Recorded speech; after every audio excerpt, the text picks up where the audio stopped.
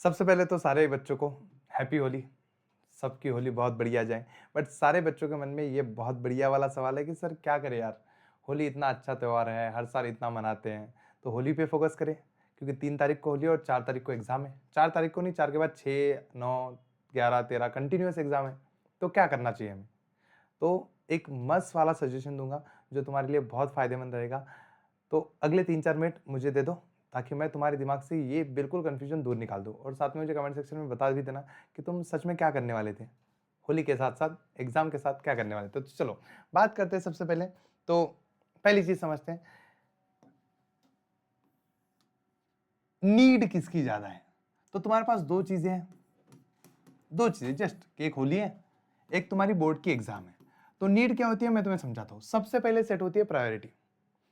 Priority कैसे set होती है कि कौन सी चीज ज्यादा इंपॉर्टेंट है उससे। कौन सी चीज ज्यादा इंपॉर्टेंट है कैसे सेट होती है, वो चीज तुम्हें कितनी बार मिलेगी उससे। क्या बोर्ड एग्जाम फिर से दिया जा सकता है?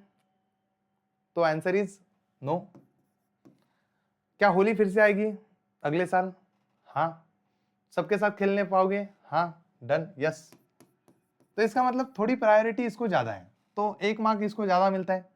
1 मार्क्स, 1 पॉइंट इसको ज्यादा मिलता है किस चीज का, कि हाँ बार साल में एक ही बार आती है, तो 1 पॉइंट तो इसको जाता है। सही है, सही है, सही है। दूसरी चीज, खुशियां। किसको करने से ज्यादा खुशी मिलती है तुम लोग को? तो सर होली खेलने से किसको खुशी नहीं मिलती? एग्जाम का पढ़ने में सब बोर हो गए सर, कितने दिन से पढ़ ही रहे, पढ़ पढ़ पढ़ पढ़ पढ़। तो इसका 1 पॉइंट तो इसको जाता है कि हाँ हैप्पीनेस, हैप्पीनेस, हैप्पीनेस। इसमें थोड़ी कम हैप्पीनेस है। कुछ बच्चों को पढ़ाई में मजा आ सकता है, जैसे मुझे, मैं कहीं होली पार्टी में नहीं जा रहा हूँ। मेरा तो पुणे में बड़ी होली पार्टी करने का मन था, बट नहीं, मैं घर पे ही बैठने वाला हूँ।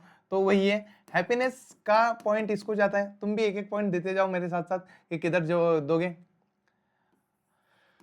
लास्ट चांस, CHANC, तो इसका लास्ट चांस नहीं, उसका लास्ट चांस है हैप्पीनेस है। अब तीसरी चीज, किसका इफेक्ट किस पे होगा। अगर तुमने होली खेली, समझो होली खेली, तो क्या उसका बोर्ड एग्जाम पे इफेक्ट होगा? हाँ, इफेक्ट होगा।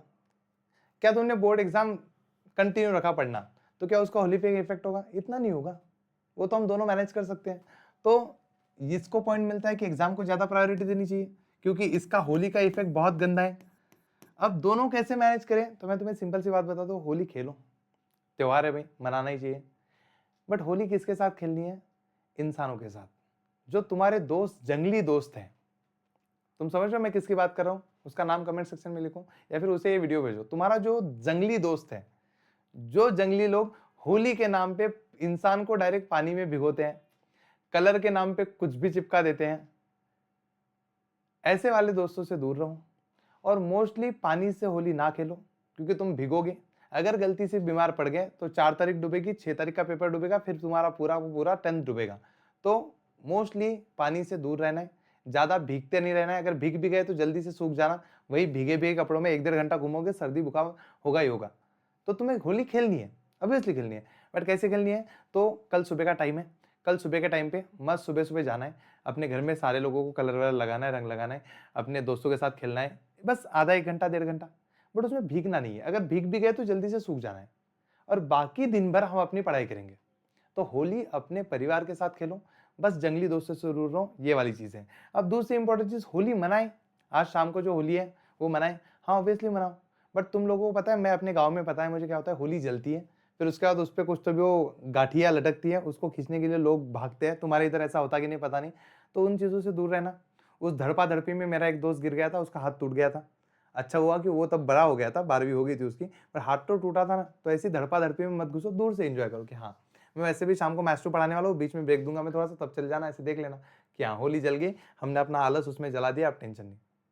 तो थोड़ा समझदारों वाली होली खेलो, क्योंकि एग्जाम है भैया, और 10वीं की एग्जाम फिर से नहीं आती। तो ये समझदारी वाली बात एक समझदार शिक्षक ने एक समझदार विद्यार्थी को समझाइए।